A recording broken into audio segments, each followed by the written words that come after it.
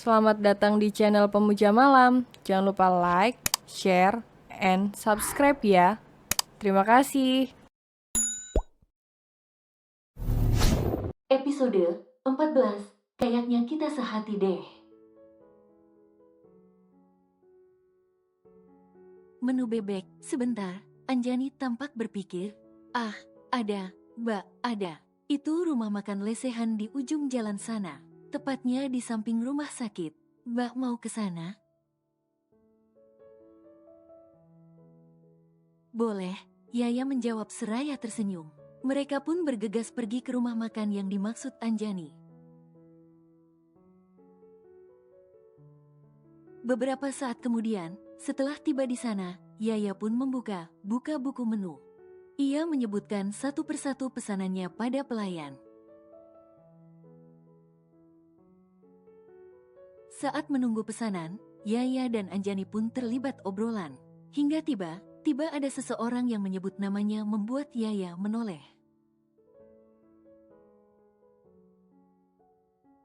Mbak Yaya, seru seorang pemuda dengan kemeja biru membalut tubuhnya.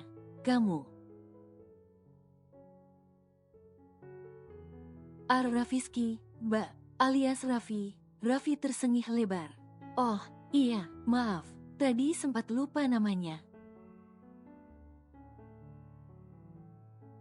Kalau sama orang yang gak dong, seloroh Raffi membuat Yaya terkekeh. Pun Anjani. Raf, udah dapat tempat duduk, seru seseorang di belakang Raffi. Belum, kalian cari aja dulu. Emang kamu lagi ngapain? Seorang perempuan melirik Yaya. Yaya memang cantik, tapi terlihat jelas kalau ia lebih dewasa dibandingkan mereka. Aku sedang ketemu mbakku. Mbakmu? Oh, jadi dia kakak perempuan kamu ya? Hai mbak, perkenalkan saya Nora. Kami sama anak koas di rumah sakit sebelah. Oh, Rayana, panggil aja Yaya. Salam kenal. Yaya menyambut tangan Nora. Nira juga berkenalan dengan Anjani. Karena namanya dipanggil, Nora pun berpamitan. Temannya sudah mendapatkan tempat selang 2 meja dengan Yaya. Bersamaan itu, pesanan Yaya pun datang. Raffi sebenarnya ingin mengajak Yaya mengobrol. Tapi karena Yaya sudah ingin makan pun waktu istirahat mereka terbatas, Raffi pun memberanikan meminta nomor telepon. Sebenarnya Raffi tidak terpikirkan akan hal itu. Namun entah kenapa, mulutnya refleks meminta nomor ponsel Yaya. Yaya lantas mengetikkan nomornya di ponsel Raffi. Setelahnya, Raffi pun mulai bergabung dengan teman-temannya. Beberapa hari sudah berlalu, hari ini akan dilakukan peletakan batu pertama sebelum pembangunan dimulai. Tampak beberapa orang sudah bersiap dengan kamera masing-masing ingin mengabadikan momen tersebut. Tepuk tangan riuh terdengar. Akhirnya proses pembangunan restoran Kampung Kita Resto akan segera dimulai. Momen tersebut pun segera masuk ke beranda Instagram khusus Kampung Kita Resto. Di sana terlihat jelas sosok Yaya sedang tersenyum ke arah kamera. Jeng Lela, ini bukannya menantu kamu ya? Seorang wanita yang tak lain adalah teman Nurlela menunjukkan sebuah foto. Nurlela pun melihatnya. Lebih tepatnya mantan. Hah, serius? Anak kamu udah cerai gitu? Kok bisa? Kan belum lama nikahnya. Ya gimana nggak cerai? Istrinya selingkuh kok ya dicerailah. Sahut Nurlela membuat teman satu meja dengannya saling menoleh. Ah, masa sih? Kok aku nggak percaya? Timpal salah satu dari mereka. Jadi kamu pikir aku bohong? Kalaupun beneran, sayang sekali lo sebenarnya. Dia ini kan anak dokter, pengusaha juga. Anak dokter apa? Dia tuh bukan anak kandung dokter Danang, tapi anak bawaan istrinya itu. Lebih tepatnya anak haram.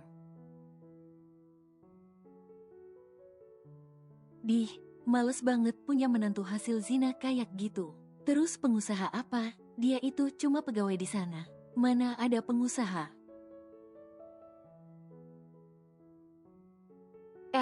Kamu nggak tahu, Jeng, kalau dia ini justru owner kampung kita resto. Cetus salah satu ibu.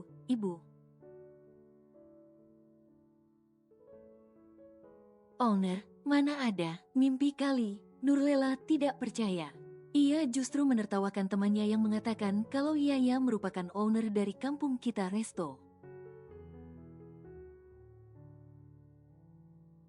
Loh, serius kamu nggak tahu? Apa yang Jeng Ani katakan itu benar loh. Keponakanku itu kerja di kampung kita. Nah, lihat ini. Ini keponakanku. Di sini jelas dia nulis caption foto with owner kampung kita resto yang cantik jelita. Masih nggak percaya? Nurlela tercengang. Ia masih belum percaya dengan apa yang mereka katakan. Nih, lihat, dia sekarang sedang di kota sebelah. Kayaknya dia akan membangun cabang restorannya lagi. Tuh, baca caption sosmed kampung kita resto. Di sini jelas ditulis kalau Rayana mantan menantu kamu itu pemilik kampung kita resto. Kok kamu mantan mertuanya bisa nggak tahu sih? Nurlela terhenyak. Ia mengambil ponsel temannya itu dan membuka foto di mana Yaya berada. Matanya membulat sempurna. Ia tidak menyangka gadis yang ia kira hanya pelayan restoran itu ternyata justru pemiliknya. Sialan, kok aku nggak tahu? Ya, Rian pun kayaknya nggak tahu. Nurlela menggeram kesal karena ketinggalan informasi itu. Pulang ke rumah, Nurlela memasang wajah cemberut. Saat makan malam usai, ia pun bertanya pada Andrian mengenai pekerjaan Yaya. Dia cuma manajer kok. Memangnya kenapa mama tanya itu? Tanya Andrian heran. Bukannya mamanya sendiri yang bilang jangan menyebut nama Yaya lagi di sana. Bahkan muka Marisa sudah masam mendengar sang mertua membahas tentang Yaya. Dia bohong, dia sudah membohongi kita semua. Sebenarnya justru dialah owner kampung kita resto. Apa? Itu nggak mungkin, seru Elena. Mama mungkin salah informasi. Iya, Ma, mana mungkin dia tiba jadi pemilik restoran itu. Apalagi cabangnya ada di mana.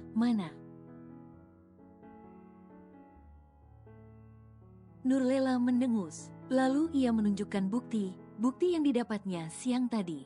Semua mata pun terbelalak. Tak terkecuali Marisa yang merasa ketir kalau ibu mertuanya meminta Andrian kembali pada Yaya. Selama masa pembangunan cabang restoran, Yaya memilih menyewa sebuah apartemen yang tempatnya tak jauh dari lokasi pembangunan. Karena suntuk, Yaya pun memilih jalan di taman yang tak ada di dekat kawasan apartemen. Taman itu dipenuhi lampu warna-warni. Banyak pedagang kaki lima yang berjajar menjajakan dagangannya. Yaya tidak merasa lapar, Jadi ia memilih duduk di salah satu kursi yang ada di dekat lampu taman.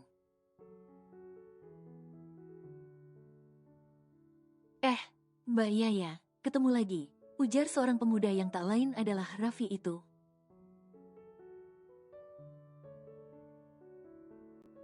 Kamu, Raf, mau duduk? Boleh. Raffi pun duduk di samping Yaya. Mereka berjarak hanya sekitar 30 cm. Mbak ngapain malam? Malam keluar sendirian? Atau Mbak keluar bareng teman Mbak tadi? Raffi tampak celingukan. Aku sendiri aja, lagi suntuk aja. Kalau kamu, wah, sama dong. Raffi tersengih hingga deretan giginya yang putih terlihat jelas. Yaya geli sendiri melihat tingkah pola Raffi. Raffi mengingatkannya pada Jiwa. Hanya saja Raffi sepertinya lebih dewasa beberapa tahun dari Jiwa. Mbak cantik kalau tertawa, puji Raffi. Berarti kalau nggak tertawa nggak cantik dong. Cantik juga sih. Bahkan waktu lihat Mbak pertama kali waktu itu pun Mbak tetap terlihat cantik.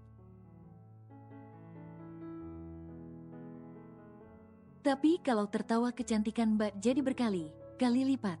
Yaya teringat pertemuan pertama mereka saat ia berada di pantai. Yaya tersipu sendiri mengingat hal itu sebab pertemuan pertama mereka saat ia sedang menangis. Gombal, mana ada orang lagi nangis malah terlihat cantik.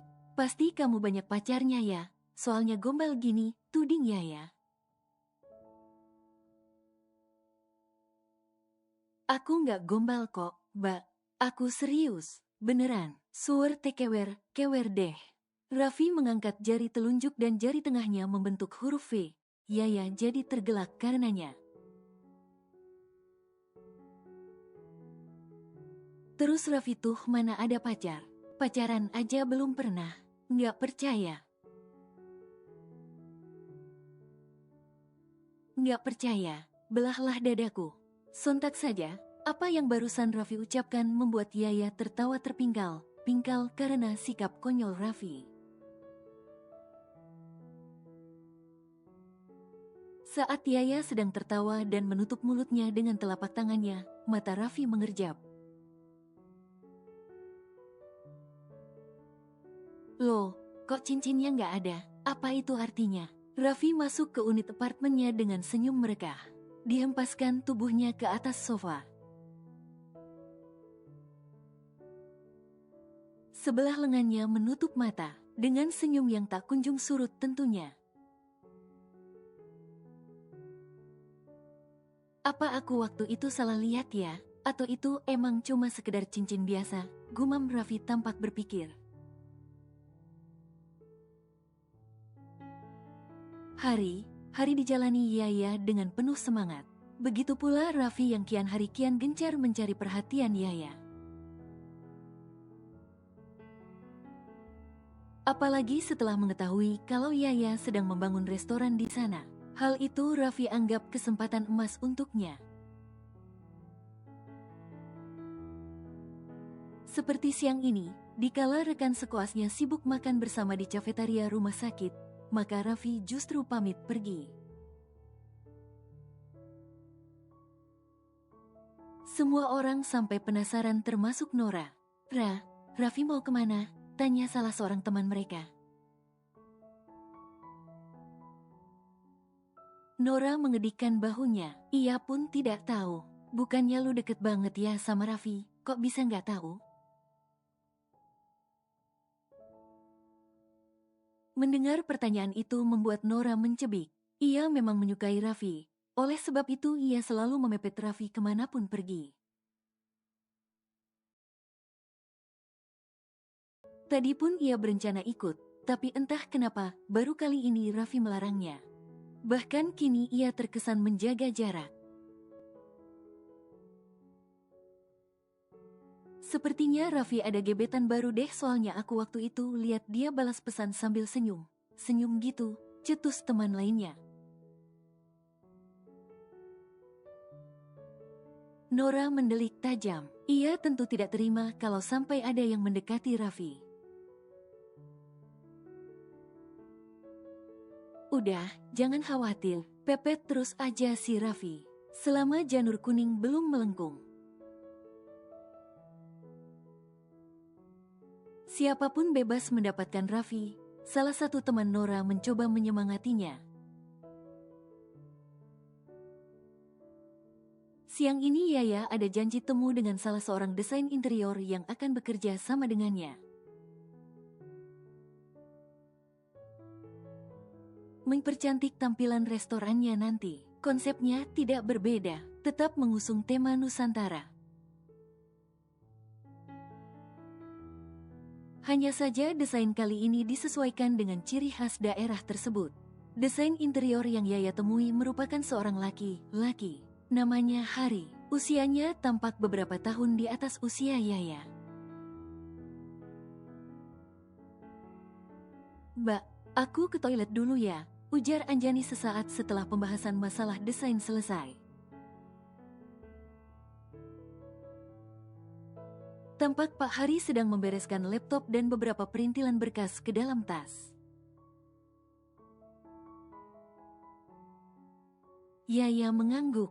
"Buruan, kalau nggak makannya kami habisin," seloroh Yaya.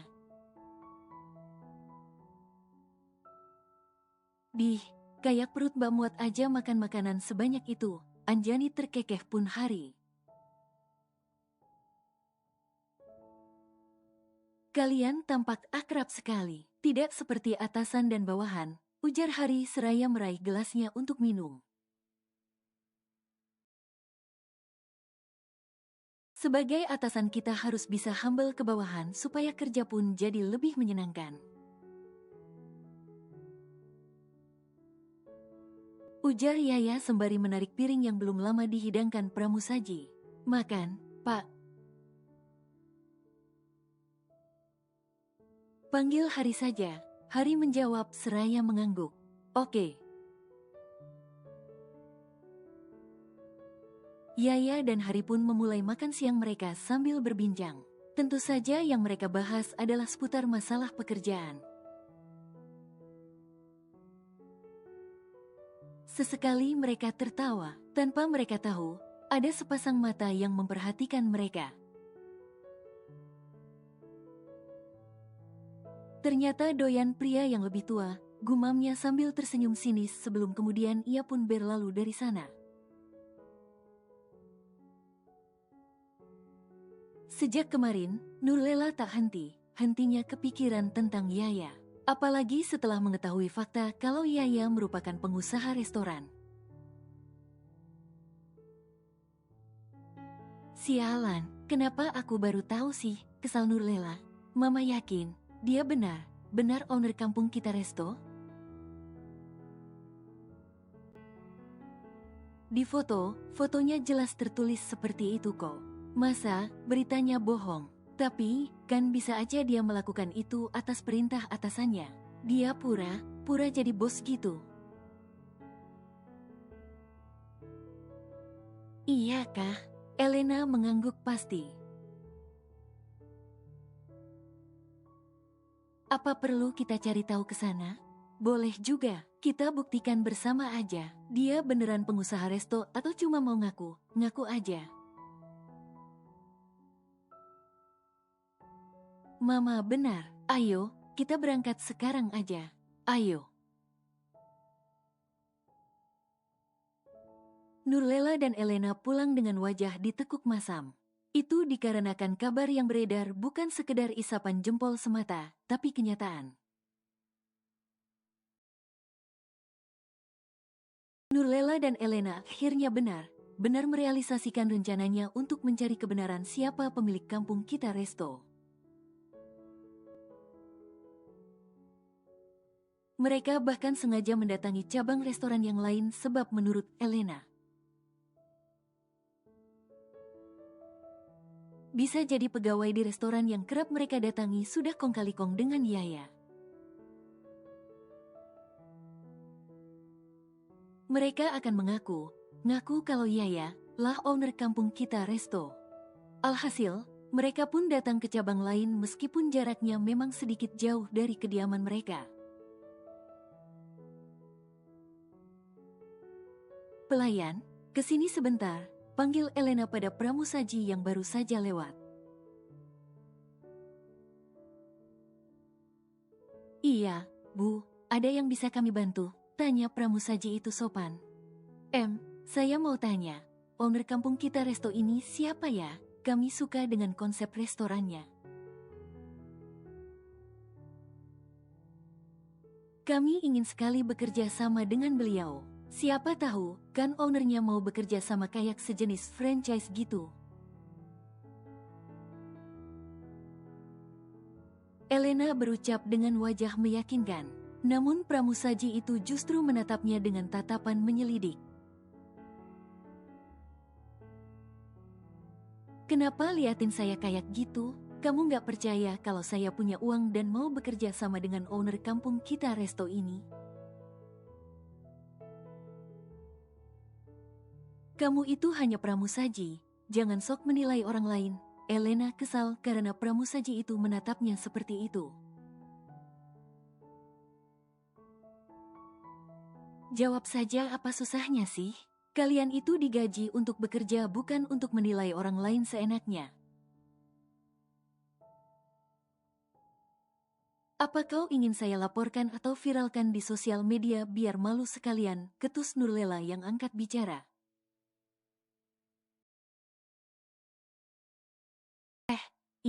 Iya, maafkan sikap saya barusan, Bu.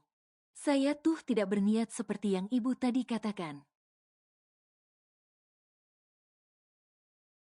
Ya sudah, jawab aja dengan cepat, siapa nama ownernya? Jangan saya kenal, kan, ucap Nurlela. Nama owner kampung kita resto itu Bu Rayana, Bu. Atau lebih sering dipanggil Bu Yaya, ucap pramusaji itu.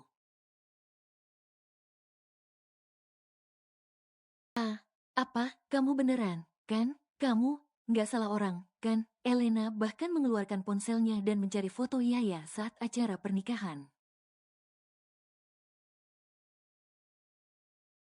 Pramusaji itu melihat, kemudian mengangguk dengan sedikit raut keheranan. Namun beda dengan raut wajah Nurlela dan Elena, mereka benar-benar speechless. Tak tahu harus berkomentar apa lagi. Semakin hari, Yaya dan Raffi semakin dekat saja. Apalagi setelah Raffi tahu kalau Yaya memiliki proyek pembangunan restoran di sekitar sana. Namun Yaya tidak secara gamblang menyebutkan kalau itu merupakan cabang restoran miliknya sendiri. Astagfirullah, pekik Yaya kaget saat membuka pintu apartemen. Ia justru mendapati seseorang yang berdiri dengan tangan menggantung di udara. Assalamualaikum, ucap seseorang yang tak lain adalah Raffi itu. Ia berdiri menjulang dengan setelan celana pendek berwarna navy dan kaos tanpa lengan berwarna putih.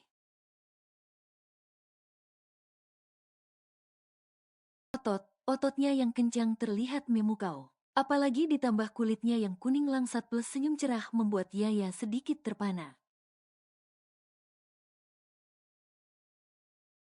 Waalaikumsalam, kamu Raf, bikin kaget saja, Yaya berdecak. Raffi justru terkekeh.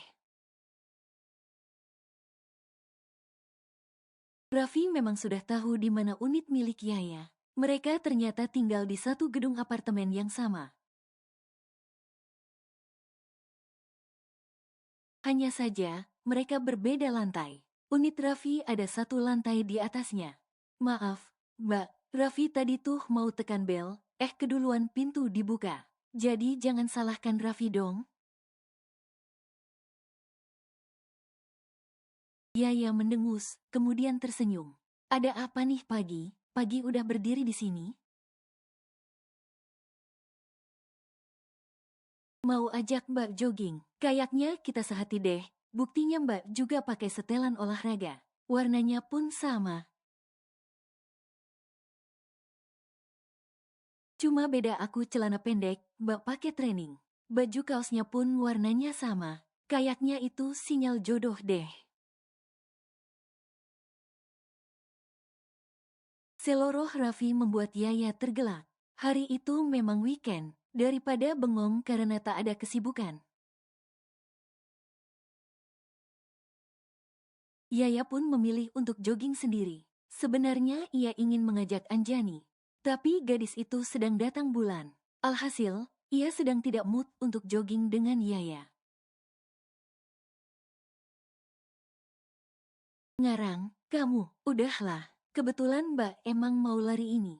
Ayo, entar keburu siang.